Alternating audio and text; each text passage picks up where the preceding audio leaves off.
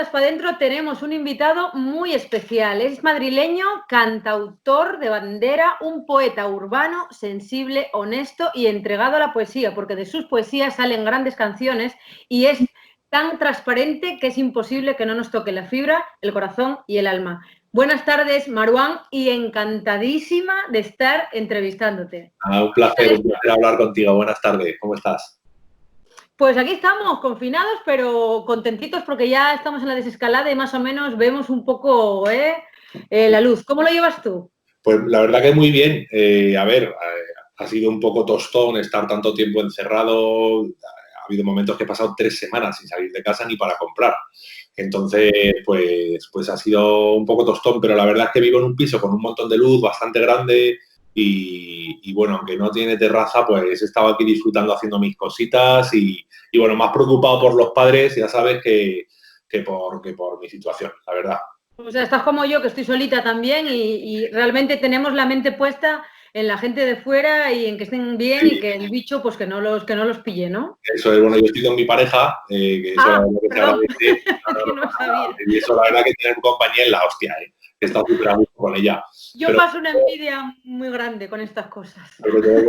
Claro, es que la verdad que tener, o sea, no solo por el hecho de tener pareja, sino tener compañía en estos días, joder, es un regalo, ¿eh? La verdad. Es que el piel con piel y poder dar un besín, un abrazo, estar con alguien, no sé, en los momentos difíciles, en momentos que te entra un poco el bajonazo y también en la alegría, evidentemente. Pero bueno, yo creo que si hay más confinamientos esto hay que modificarlo. Sí, por mi parte, digo. Entonces hay que hacerlos con o sea, el día que digan a confinarse hay que irse a casa de un amigo y estar con ese amigo o algo, aunque sea, porque es que estar 1 mes y pico, 2 meses, bueno, tu casa veo que tiene bastante luz, pero tú imagínate en un primero interior que no tenga luz, ¿sabes? En un piso enano, en un interior tú sola, tal. Es de pena. Es duro. Maruán, decía antes que cantautor y poeta urbano. Yo sé que tú saltaste a la fama o te hiciste conocido por el boca a boca, o sea, no fuiste un elemento de marketing. ¿Cómo llegaste hasta ahí? ¿Sabías que iba a tener esta repercusión tu música y tus letras? ¿Cómo surgió todo ese boom del fenómeno Maruán? Pues mira, claro, yo creo que no, cuando la gente dice fenómeno Maruán, siempre digo, joder, fenómeno, si la peña supiera lo que he currado yo para que esto de repente parezca un fenómeno.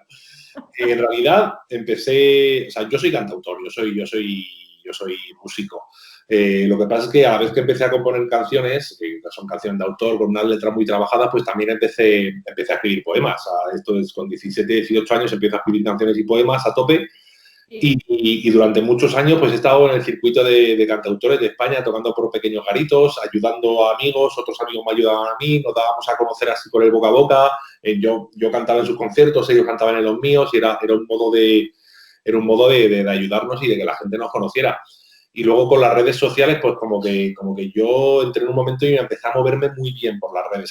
Ahora yo veo un millennial y veo que los millennials se mueven mucho mejor, controlan mucho mejor las claves que yo, porque al final pues ellos como que hay cosas nuevas que las tienen mucho más claras. Más controladas, ¿no? Es verdad que en las redes yo me movía muy bien por las redes y empecé a compartir los pocos vídeos que tenía, mis canciones, estamos todo el día compartiendo cositas, los poemas y bueno, cada vez me conocía más gente.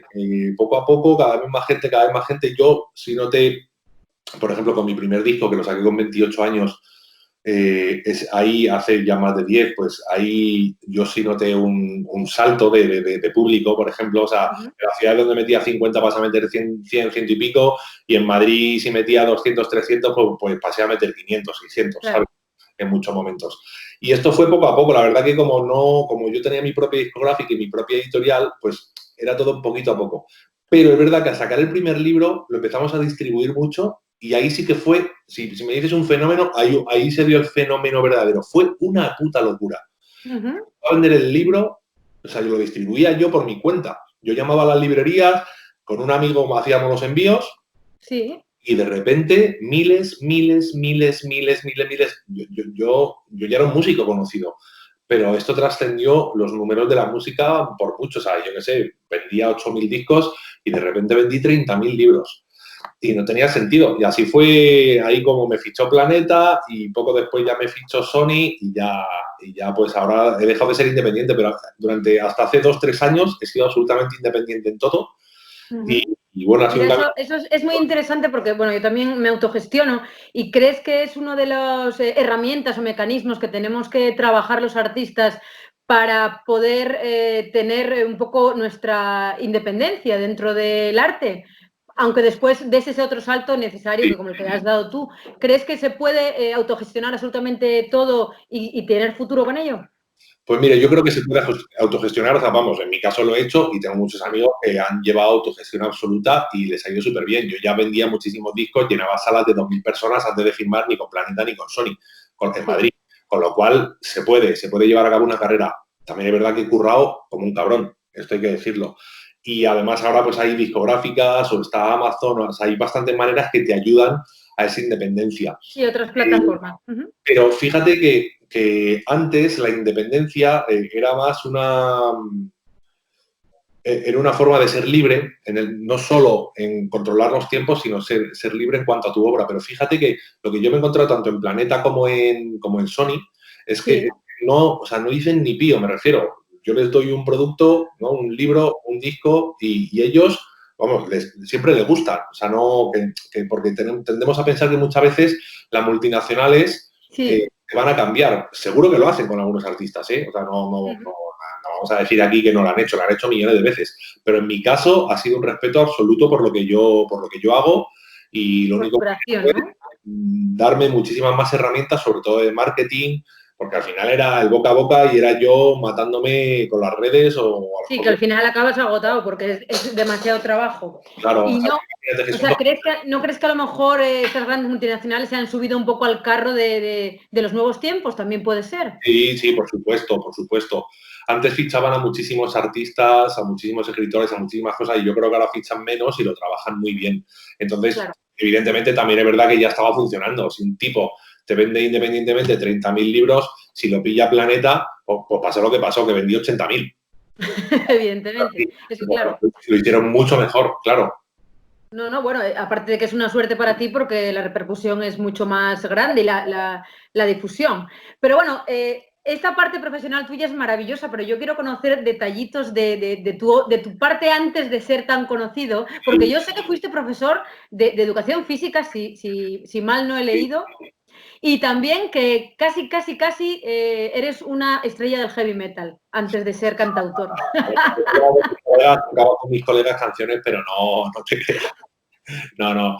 Pero sí, bueno, pues yo cuando empecé a componer, fue justo el año que empecé mi carrera de educación física, que me flipaba. Sí. Y me dediqué durante unos cuantos años a dar clases de educación física cuando ya pertenecía al circuito de cantautores, sobre todo de Madrid. O sea, que compatibilizabas un poco la docencia y la música, ¿no? Eso es. Y aparte que la docencia, como era solo de lunes a jueves, pues me dejaba luego salir los fines de semana a tocar fuera, o sea que súper bien, lo compaginé súper bien y así hasta ahora. O sea que, bueno, así hasta ahora no, así durante 5 años y... Si fuera hasta ahora, no te darían las horas del día, vamos, para hacerlo todo. Y lo del heavy, que es un gusto personal tuyo que después se fue desviando hacia la música de autor, ¿entiendo? Bueno, es que, ¿sabes qué pasa? Que desde pequeño me gustan muchos tipos de música. O sea, he tenido mi época de escuchar muchísimo rap, que todavía, que lo dejé unos años y ahora vuelvo a escuchar muchísimo. Me encanta el R&B también, así el soul americano, me encanta las bandas sonoras. Lo que más me gusta, evidentemente, es la canción de autor. Y luego también, pues de los 18 a los 20 años, de los 16 a los 20 años, pues escuchaba mucho heavy también. O sea, grupos como Metallica, como Pantera, y a día de hoy me encanta. O sea, yo me pongo un disco de Metallica, no suelo escucharlo, pero cuando me lo pongo me lo gozo. Y te ponen las pilas, ¿no? En el fondo eso me ha dado mucha cultura musical y ahora a día de hoy me pongo un disco de jazz y lo disfruto y me pongo un disco a lo mejor más electrónico y lo disfruto. O sea, es que realmente creo que los músicos tenemos mucha apertura en ese sentido. No soy el único que ha disfrutado mucho del rock duro o del heavy metal. O sea, Luis Ramiro, Andrés Suárez, funambulista, todos cantautores o del pop, han mamado también del heavy totalmente. Es que, porque nos gustan muchos tipos de música, sobre todo cuando eres adolescente, pues hay muchas cosas en las que te sientes reflejado y que te gustan. Y el hilvanar, la poesía y la música, como lo has hecho a lo largo de tu vida, ¿cómo nace de ti? ¿Cómo parte de ti? ¿Tú desde pequeñito te recuerdas escribiendo poemas, te recuerdas componiendo canciones? ¿O fue una cosa que con el paso del tiempo te diste cuenta de que tú querías ser cantautor o querías ser poeta o las dos cosas? ¿Cómo fue esa evolución? Bueno, desde pequeño lo que había era una sensibilidad. Había un niño muy sensible, muy emocional, y eso me acompañó también durante mi adolescencia, que la sensibilidad era para los dos extremos. Era hipersensible por un lado, hiperbruto por el otro. O sea, tenía las dos partes y Bueno, son dos polos muy guays esos también, ¿no? he sido una persona muy dual en ese sentido. Por eso también la canción de autor y el heavy y ese tipo de cosas. Y soy tan tierno como bruto, si te soy sincero. Lo que pasa es que en mi arte pues muestro mi parte tierna, que es por la que me aplauden, y la de bruto pues me la aplauden menos y uno al final acaba... Pero estoy en un proceso de congeniar todas mis partes y eso, ¿no? Y bueno, pues lo que había cuando yo era joven era esa sensibilidad.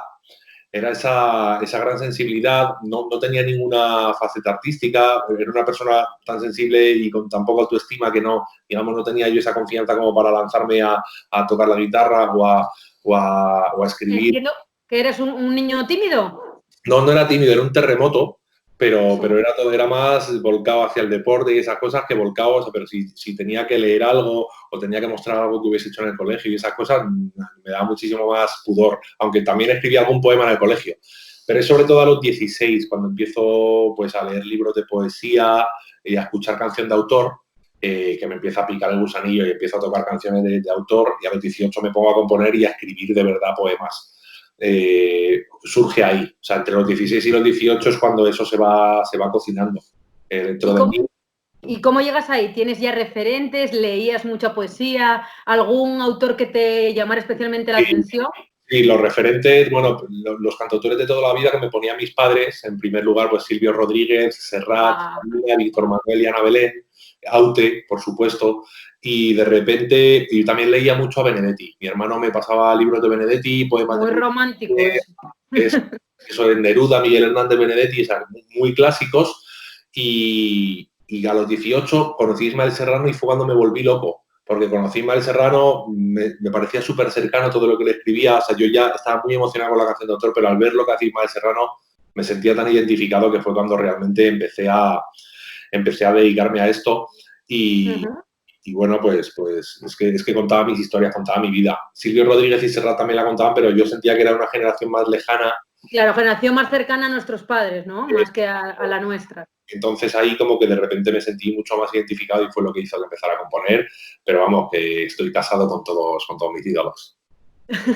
Eso es una gran suerte, poder tener de colegas a personas como Ismael Serrano. Y mira, hablando de Ismael Serrano, sabemos perfectamente que es una persona muy comprometida con el momento que vivimos. Bueno, desde que lleva en la escena, Ismael lleva mojándose, como se suele decir, por las causas. ¿Crees que es necesario para ser cantautor hoy en día ser cantautor protesta, que va un poco en vuestra sangre, o que hay dos tipos de cantautores, los que no se mojan y los que son comprometidos? Sí, yo creo que cada uno tiene que ser libre de hacer lo que le apetezca. En mi caso, pues no hago muchísima canción social porque tengo que caer en el panfleto, pero tengo canción social en todos mis discos, una o varias canciones sociales. Me gustaría hacer más, pero como te digo, siento que es difícil colocar la cámara para que eso no sea un panfleto, como puede ser en el rap, la poesía. Que nazca, ¿no? Tiene que nacer de ti y salirte, fluir, ¿no? Sí, tiene que fluir. Es que puede quedar un poco zafia a la protesta, puede quedar panfletaria, puede quedar como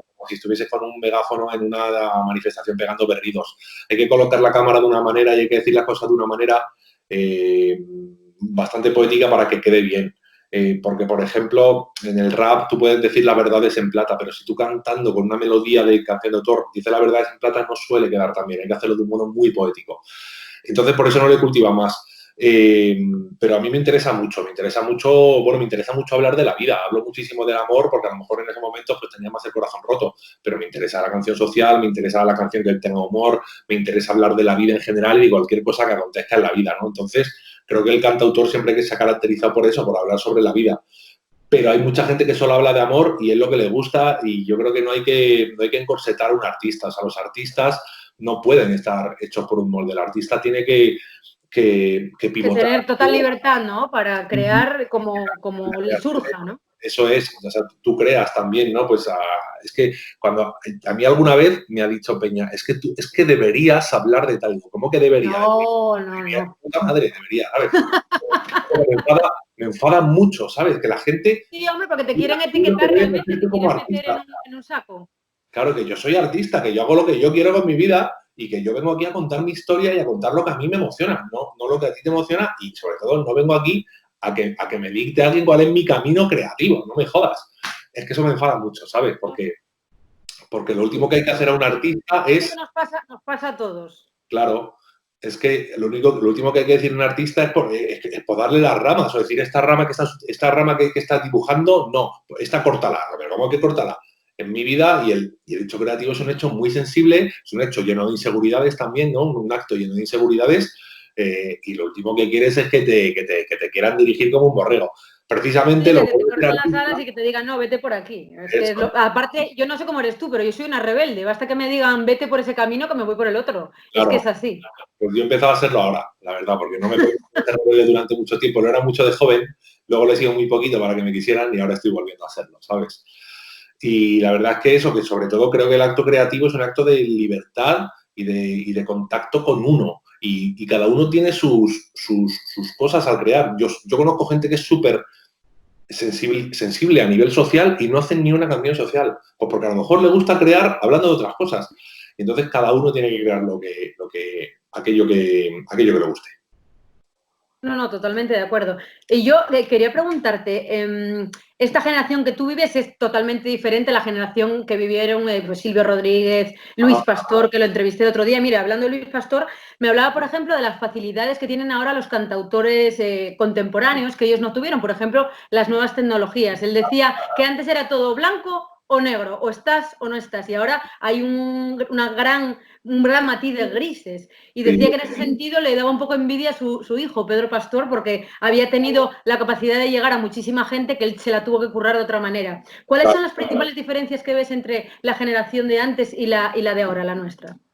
Hombre, lo que dices, a ver, ellos disponían, los cantautores, sí es verdad que algunos de ellos disponían de los grandes medios, o sea, Sabina, Crae, Serrat, incluso Ismael Serrano han salido bastante en la tele, no tanto Ismael, pero los otros han salido mucho en la tele. Estaba la 1 y la 2 y sí, toda la atención estaba concentrada ahí. Con lo cual, si llegabas ahí, como la Belén Víctor Manuel o todos estos que te digo, los reventabas. Sí. O sea, la posibilidad de crecer era brutal, pero si no entrabas en ese circuito, se dificultaba muchísimo, porque había que repartir páginas por la calle, porque no había mailing, porque no había herramientas de marketing digital, porque no había redes sociales para tener una ventana. Sí, para mostrar tu producto. Ahora hay muchas más ventanas, pero también está muchísimo más diversificada la atención de la gente, porque hay tantas ventanas que evidentemente no puedes estar mirando todas. Entonces, habrá un artista en unas, otros artistas en otras, pero yo creo que las posibilidades han aumentado. O sea, antes era muy difícil desarrollar una carrera sin apoyo, y a día de hoy hay gente sin apoyo que tiene unas carreras, vamos,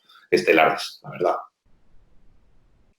Pues estoy totalmente de acuerdo contigo. Y ahora, mira, yo me voy a ir un poco a mi momento fan contigo, porque a mí me gustan mucho tus micropoesías, tus poemarios, tus canciones, etcétera. Y siempre que lo leo, pienso, a este chico le han roto el corazón muchas veces, o se lo rompieron muchas veces, o es que es muy sensible y se lo ha llevado muy al calado interno. ¿Hace falta estar destrozado o hecho mucho polvo para que salgan los poemas realmente del alma?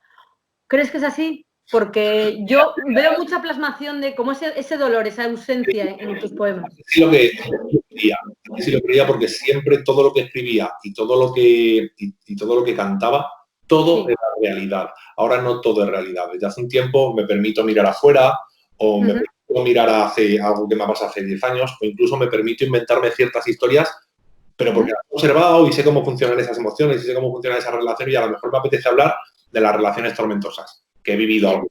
Pero ahora no las estoy viviendo, pero soy perfectamente capaz de meterme en ellas y hablar de ellas y hacer una obra que a mí me resulte evocadora y bonita.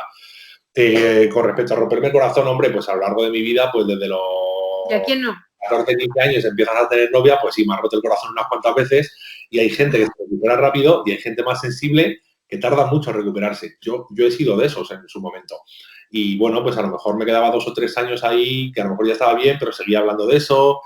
Pues a veces se va tirando de cosas que te han pasado después de muchos años o de repente de una historia, pues puedes hacer 20 canciones.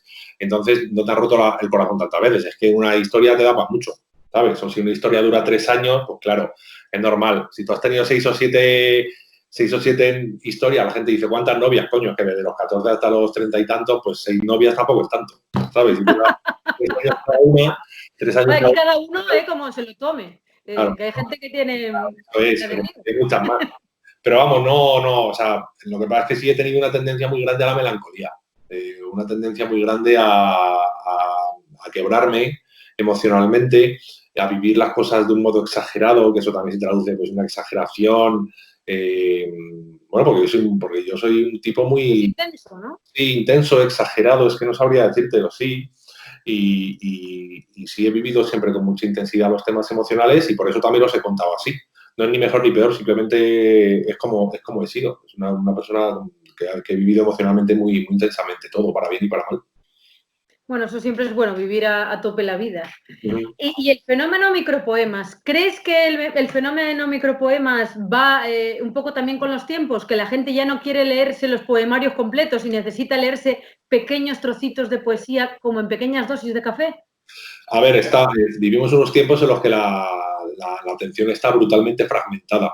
Esto está demostrado incluso con estudios y hay gente que sabe que hay mucha gente que ya no está preparada para leerse novelas y cosas de esas. Entonces, el poema ha casado muy bien. Yo creo que por eso también ha habido un boom, porque en Twitter pones una foto de un poema de 6 líneas y es algo muy instantáneo. O sea, estamos muy leyendo titulares, leyendo tweets, leyendo cosas instantáneas. Entonces, en ese sentido, el poema corto ha casado muy bien. Luego, yo a veces subo poemas que son así gigantes, ¿sabes? Y la gente los lee mucho menos. Pero bueno, creo que el micropoema a mí me parece un arte poético maravilloso y si eres Total, capaz sí, sí. de Es como los miniclips. Claro, si eres capaz de condensar en 140 caracteres una idea, un hecho poético, a mí me parece la hostia. A mí siempre ¿Y tiene truco? Seguro que sí, ¿no? Ya lo tendrás trabajado. ¿Se puede dar algún matiz? Es que fíjate, si yo conociera el truco, joder, me pondría todo el día. Son flashazos que a veces te dan y te salen bien y a veces te pones y no te salen. Ya está. Para mí el truco al crear, ¿sabes cuál es? ¿Cuál? Trabajar mucho. Trabajar y sacrificarse, ¿no? Sí, o sea, formarse mucho, estudiar el leer a los grandes o a lo que te gusta, es tocar la guitarra mucho, es conocer muchos tipos de música, eso es estudiar, eso es formarse y luego pues tratar de plasmarlo reuniendo todas esas influencias que has ido, pero para eso requiere mucho trabajo y que escriban mucho, que rompan mucho y creo que cuanto más se trabaja, más, es que está demostrado aparte, la creatividad está más fluida. Esto es como un músculo. Si tú estás todo el día haciendo pesa, pues este músculo está mucho más fuerte, resiste mucho más y te da mucho más rendimiento. Pues este también. Y este también. Entonces, si tú estás todo el día trabajando, yo te lo digo porque estos días estoy escribiendo sonetos como un... Eso te iba a decir que sí, que si escribías mucho, compones mucho y estás ahí como en esa rueda todos los días. No siempre, ahora sí, y la verdad que me encanta. Normalmente cuando hago discos y cosas de esas, yo voy escribiendo, voy haciendo poemas, voy escribiendo mis cosas, pero si hay un momento que me pongo una fecha, entonces me pongo a cañón y realmente explota y tienes unos momentos de unos meses de una felicidad creativa que es incontenible. O sea, yo creo que ponerse objetivos y ponerse fechas en contra de lo que pueda decir la gente, que a lo mejor no le parece romántico a la gente el hecho de ponerte un objetivo, si tú dices, mira, yo para esta fecha quiero tener 12 canciones hechas, hace que tu creatividad explote, porque tú es como si le dieses una orden a tu cerebro y tu cerebro de un modo invisible empezar a trabajar por ti. Y sucede. Y obligas de alguna forma a que esté en activo y decir, tengo esta fecha y tengo que terminar aquí, ¿no? Estás mucho más activo, estás mucho más al quite, estás mucho más pendiente y mucho más sensible. Cuando lees algo, de repente ves una frase para una canción o ves una idea para una canción. Incluso cuando coges la guitarra, es que salen más cosas. Es que tener objetivos es algo increíble. De verdad, salen muchas más cosas. Eso es un consejo para la gente que esté en el mundo de la música o en el mundo del arte, ¿no? Tener un objetivo marcado, una fecha y decir, aquí voy a tener ya esta idea hecha, ¿no? sí, no solo estar activo, sino ponerse un objetivo. Es que hay una frase de quién era, de Séneca. Séneca decía, ningún viento es bueno para tu barco si no sabes a qué puerto vas. Entonces, mejor, si tú te pones rumbo a un puerto, igual vas más directo. ¿Sabes lo que te quiero decir? Sí, porque si no puedes estar navegando eternamente, ¿no? Entonces, no te digo que el primer día te vayan a salir cosas, hace falta que empezar a arrancar, pero una vez que arrancas, de verdad, la creatividad explota. Yo animo a toda la gente a que se ponga objetivos, porque yo antes no lo hacía y creaba menos, y en el momento en que empecé a ponérmelos, o sea, más que objetivos era un objetivo temporal. Para aquí, dentro de 10 meses, todos estos poemas tienen que estar retocados y tengo que haber escrito más. Y era brutal, era brutal. Sí, sobre todo para la gente que no es disciplinada, que es que o te marcas eso o al final divagas y puedes estar meses sin tener nada masticado. Bueno, cambiando de tema, ahora, Marwan, quería preguntarte, porque tu padre es palestino, ¿tu madre, soriana? Mi madre es Soria, sí.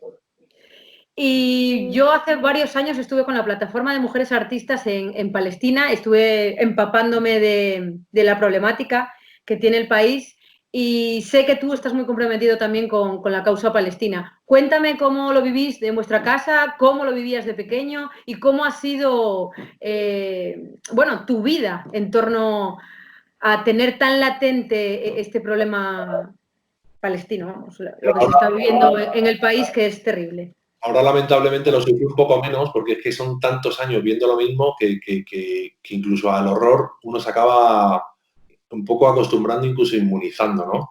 Me sigue doliendo en el alma, evidentemente, y sigo organizando cosas por Palestina. De hecho, hace 3 semanas teníamos que haber estado ahí junto con Nats, con Rosalén, con Elvira Sastre, con Ismael Serrano, con Arcano, que nos íbamos a ir ahí todos y se suspendió. Pero bueno, siempre lo digo. ¿Sigues con familia allí? Bueno, están los tíos de mi padre y primos segundos míos y esas cosas sí están ahí, pero yo no suelo tener contacto, mi padre tiene mucho más contacto con ellos y bueno, pues siempre lo he vivido con mucha tristeza, o sea, que es una situación de una injusticia flagrante ante la cual Occidente nunca ha conseguido hacer nada más que unas cuantas resoluciones de la ONU que se han convertido en papel mojado. Entonces siempre lo he vivido con mucha tristeza, es una lucha absolutamente desigual. Es una plaza. Y sobre todo porque es la repetición de un drama que ya el pueblo israelí pues vivió, ¿no? Y está repitiendo ahora salvajemente con el pueblo palestino. Es como cometer el mismo error de nuevo. Sí, es que ellos fueron exterminados, evidentemente en mayor cantidad porque murieron mucho más judíos, pero lo cierto es que ellos hacen lo mismo, por mucho que digan que no, hacen lo mismo, o sea, exterminan palestinos, los confinan en kilómetros cuadrados, hay tortura. Levantaron esos muros terroríficos. Están muros, son torturados constantemente de muchas maneras diferentes, no solo físicamente, y bueno, pues evidentemente lo vivo con una tristeza increíble. Me imagino. Pues esperemos que algún día la situación cambie, aunque bueno, los tiempos no son los mejores ahora mismo, ya sabes que es terrible. Ahora tenemos para encima el coronavirus, a ver, terrible a ver si conseguimos alcanzar la libertad. Bueno, quiero preguntarte ahora de tu presente, no vamos a ponernos tristes. Estás preparando un nuevo disco que ya estaba a las puertas, ya estás a punto de lanzar algún que otro single y después de cara a septiembre, pues nuevo disco tenemos de Marwan. Cuéntanos un poquitín. Bueno, pues empezamos a lanzar singles en breves. Es un disco de 10 canciones que la verdad que me flipan. Es un disco muy variado, no tiene nada que ver con el disco anterior, que tenía un sonido mucho más pop y mucho más potente el disco anterior y era muy de desamor sobre todo. En este disco temáticamente evoluciona mucho, hablo de muchas cosas, hablo mucho de postureo, de las redes sociales, de la falta de valores, hablo sobre la autenticidad, sobre la identidad de ser uno mismo, más allá de las identidades nacionales, sino la identidad propia. ¿Cómo estamos perdiendo eso? Hablo sobre el derecho a enfadarse, hablo sobre la esperanza, hablo sobre amor también, hablo sobre desamor. Es un disco muy variado, hablo sobre la humanidad, también hay una oda a la humanidad que escribí junto a Luis Ramiro.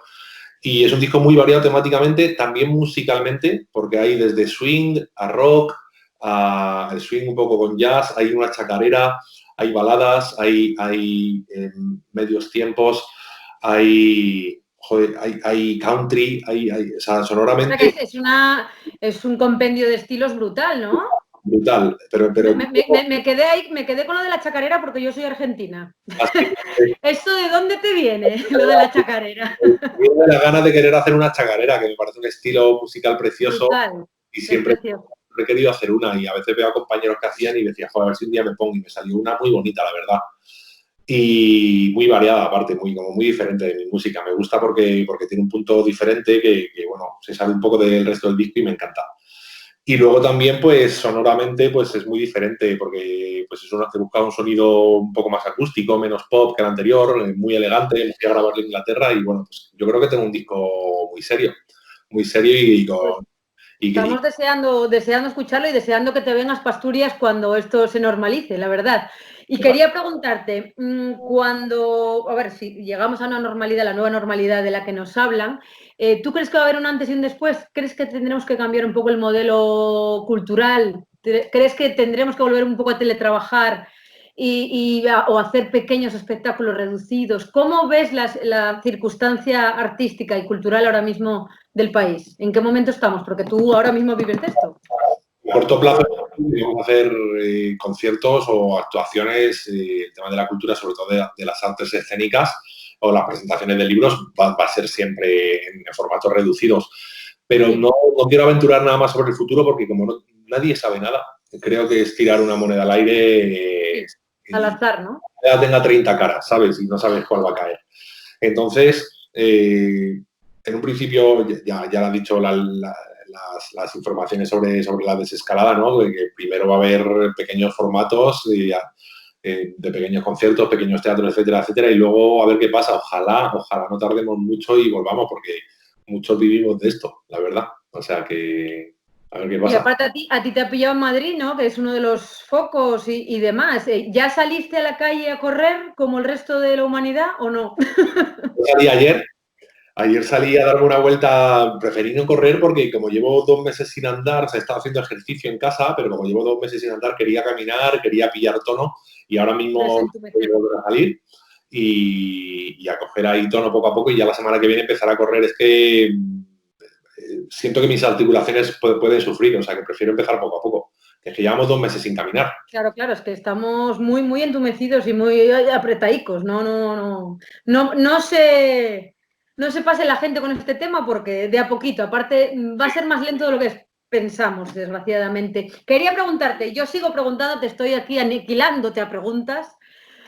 ¿Cuál es tu mayor reflexión de esta época de pandemia y esta etapa de coronavirus que nos está asolando? Tu mayor reflexión, que digas, bueno, esta es mi conclusión de Sí. este periodo.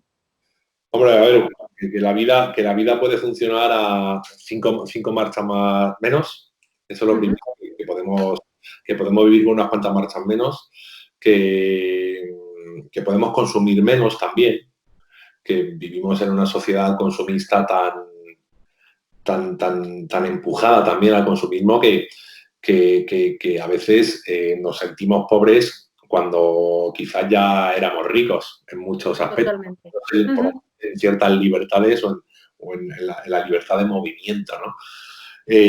A mí me ha servido para centrarme mucho en muchas cosas. O sea, no sé si es una lectura para todo el mundo, pero para mí me ha servido para centrarme, me ha servido para conectar un poco conmigo, porque a veces estás tan para afuera, vivimos en una sociedad muy convulsa, con mucho ruido, con mucha velocidad, una sociedad muy vertiginosa, y a mí me ha servido para frenar en muchos aspectos y creo que estaría bien que frenáramos un poco, sobre todo la vorágine consumista, pensáramos un poco en términos ecológicos o ecologistas y cuidáramos este planeta y nos cuidáramos a nosotros.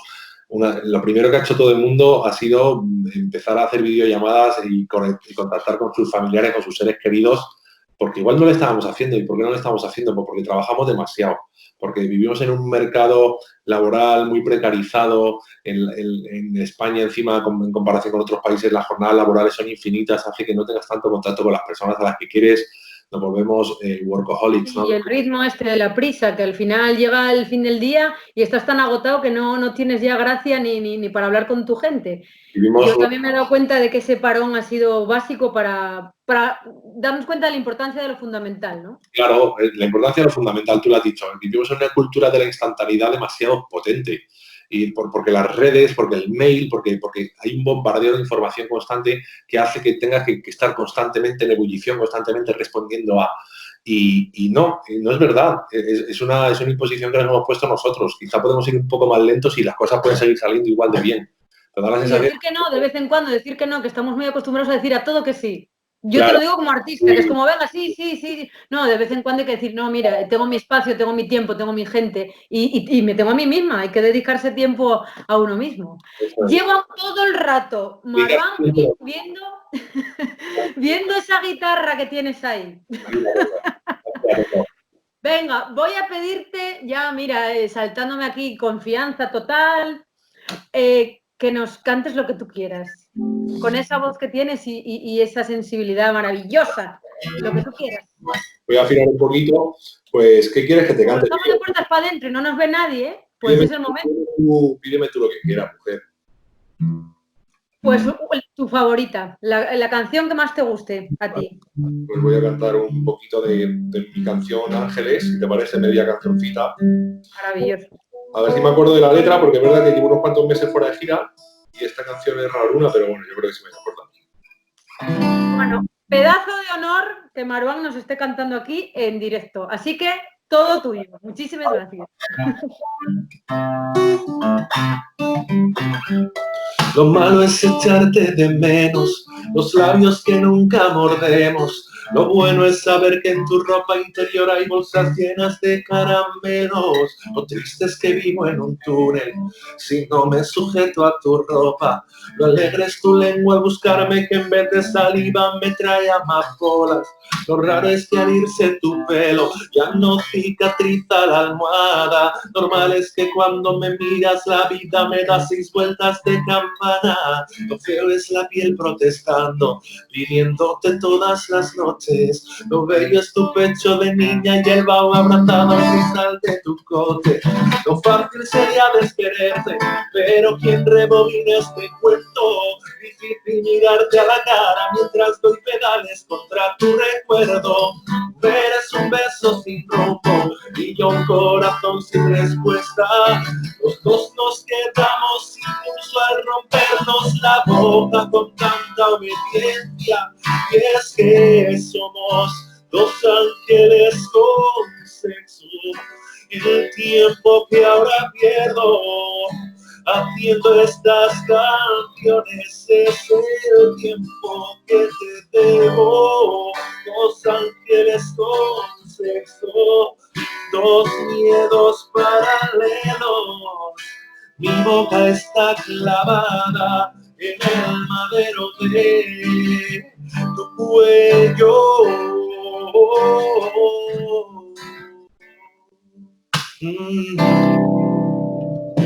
¡Bravo! No puedes escuchar a la gente, pero estamos todos aplaudiendo aquí en Asturias, que se funde el misterio. Que lo sepas.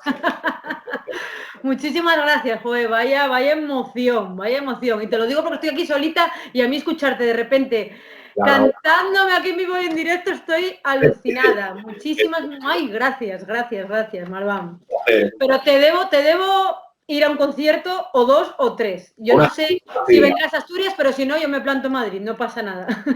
O sea... Bueno, Marwan, llegó el momento del programa en el que pido siempre a todos los invitados e invitadas que nos hagan una recomendación. Bueno, realmente son 3. Os pido que nos recomendéis, para que veamos ya en la desescalada, una peli que te guste, un libro que te hayas leído y digas, wow, esto cala, y una canción ya en nuestro gremio. Pues mira, vamos con la película. La película, voy a recomendar una película antigua de Patrice Lecomte que se llama El marido de la peluquera, que es un clasicazo. Es un peliculón, sí. Todos los que no la hayan visto, que creo que van a ser muchos, sobre todo las generaciones más jóvenes. Y más jóvenes. El marido de la peluquera es una película de una belleza tan absoluta que es insoportable. Yo creo que es una gran película para recomendar, para todos los tiempos y para todos los que estén enamorados del amor, sobre todo. Bueno, veo que eres muy amante de los clásicos, en general. Sí, la verdad que los clásicos está todo ya, ¿sabes? Todo, o sea, menos las cosas que pivotan más alrededor de lo actual, ¿no? Pues evidentemente en el marido de la peluquera no aparece Tinder, ni aparece WhatsApp, ni aparecen esas cosas. Pero aparecen los grandes... Pero está ahí, hay que buscarlo, es un momento, ¿no? Pero aparecen los temas universales. En los clásicos aparecen los grandes temas universales que han quitado el sueño a los seres humanos, ¿no? A lo largo de la historia. Luego, una canción. Pues, una canción. Mira, voy a recomendar un par. Una de autor y una de rap. La de autor voy a recomendar The Blower's Daughter, de Damien Rice. Damien Rice es Damián Arroz en inglés, Damien Rice. Blower's Daughter, la hija del susurrante, creo que se dice. Y luego una canción de Nach. Me apetece... Ay, Nach, me encanta. Que Nach es súper amigo mío, pero aparte es uno de mis artistas favoritos. Que se llama El idioma de los dioses. Es una canción de rap en la que hace un homenaje a la música. Su homenaje a la música, una canción en la que habla de los artistas que a él le sirvieron de medio de transporte, lo transportaron de pequeño, ¿no? Y también a la música en sí, que la verdad que es un tema absolutamente brutal. Así que el idioma de los... Porque la sensibilidad de Nach es paralela a la tuya, estáis ahí en la misma línea. Sí. Y nada, y de libros, pues mira, tengo miles. Yo creo que mi libro favorito es Libertad, de Franzen, pero voy a dedicar estos dos. O sea, voy a recomendar estos dos, los dos de anagrama. Este es Océano Mar, de Alessandro Barico. Océano Mar, ¿de qué va? Bueno, es un libro, es que no sabría decirte de qué va. Es un libro tan poético, es un libro, habla de bastantes cosas, pero es como... Es una amalgama de sensaciones el libro, brutal. Toda la gente a la que se le ha recomendado han alucinado con el libro. Océano Mar. Océano Mar de Alessandro Barico. Es un libro increíble, la verdad. O sea, lo recomiendo totalmente porque verdaderamente te transporta. Barico es un creador de universos. Para mí hay gente que tiene su propio universo y siempre va pivotando alrededor de su universo.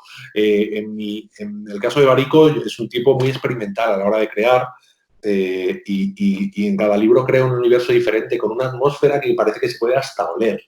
Es un pintor, es un pintor de cuadros sobre páginas. Entonces, es muy... O sea, es muy masticable, ¿no? La lectura, muy disfrutona, ¿no?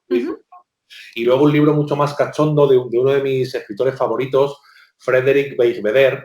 El libro se llama El amor dura 3 años. Uy, eso me suena. Eso me suena. No sé si te ha pasado alguna vez. No me ha pasado. Aparte, os voy a leer un trozo porque es absolutamente demoledor. Es demoledor. Puedes estar de acuerdo o no estar de acuerdo, pero generalmente te va a hacer a sentir. El libro empieza así.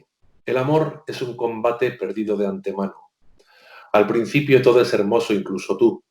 No das crédito a estar tan enamorado. Cada día trae consigo su liviana carga de milagros. Jamás nadie en el mundo había conocido tanta felicidad.